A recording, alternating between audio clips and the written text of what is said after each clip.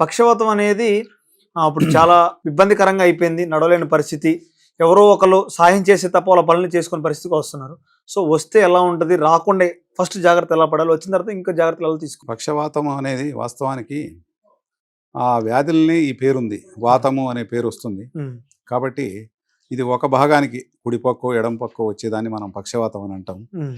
అయితే పక్షవాతానికి మూలం ఏంది అంటే మనకు వాతం. హ్మ్. వాతం అంటే ఏంది అంటే దీర్ఘకాల మలబద్ధకం. హ్మ్.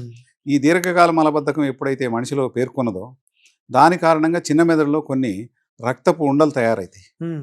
వాటిని నిరోధించడానికే ఈ ఆయుర్వేదంలో కానీ సిద్ధ వైద్యంలో కానీ అనేక రకాల మూలికలు ఉన్నాయి. తర్వాత వాళ్లకు ముఖ్యంగా పేగులు శుద్ధి కావటానికి ఎన్నో రకాల మూలికలతో మేము శుద్ధి చేస్తాం ఆ పేగులను. హ్మ్. దాంతోటే సగం పోతుంది. ఆహార విహార నియమాలతో సగం తగ్గుతుంది. అనేక రకాల మార్గాలతో ఒక వారం 10 రోజుల లోపల వాళ్లకు స్వచ్ఛత చేకూరేటువంటి మాత్రమైన విద్యలు ఎన్నో ఉన్నాయి.